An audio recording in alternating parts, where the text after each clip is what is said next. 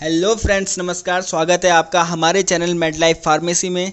और आज इस वीडियो में हम जिस टॉपिक के ऊपर बात करने वाले हैं वो है होम्योस्टेसिस, जो कि हमारे इंट्रोडक्शन टू ह्यूमन बॉडी का पार्ट 3 है।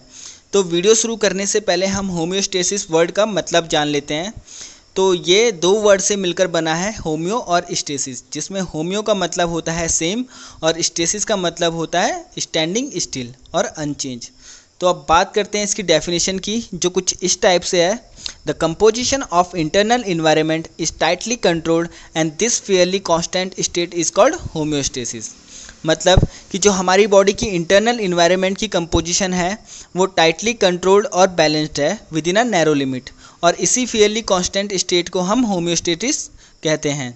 जैसे कि मैं आपको अगर एग्जांपल दूं तो बॉडी का वाटर इलेक्ट्रोलाइट कॉन्सेंट्रेशन, पीएच और बीपी एटसेट्रा, ये सब एक लिमिट के अंदर कांस्टेंट स्टेट में होना चाहिए, वरना it will cause severe health issues to the wellbeing of individual.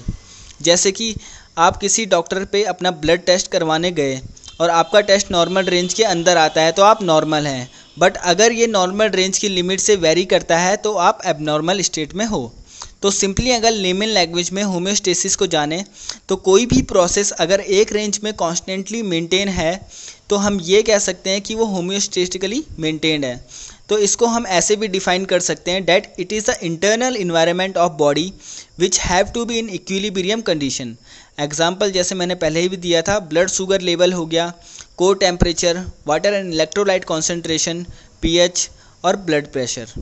तो सिंपली ये समझो कि बॉडी का होम्योस्टेसिस मेन होता है और ये बैलेंस्ड यानी कि इक्विलिब्रियम में होना चाहिए, वरना आपको बॉडी में एबनॉर्मल स्टेट में पहुंच जाएगी, मींस डिजीज़, जो कि वेरियस हेल्थ इश्यूज क्रिएट कर सकती हैं।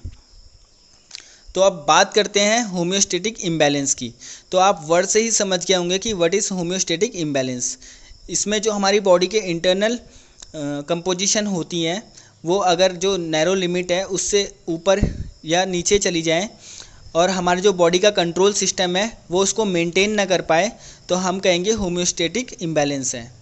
तो आई होप आपको होम्योस्टेसिस और होम्योस्टैटिक इम्बैलेंस दोनों समझ में आ गया हो और ये वीडियो आपके लिए होपफुली बेनिफिशियल भी हो।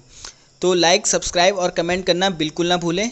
और जो भी आपकी क्वेरीज़ है कमेंट करें, या फिर हमने डिस्क्रिप्शन में मेल दिया है उसमें आप मेल भी कर सकते हैं। I will give you reply surely. Thank you, have a good day.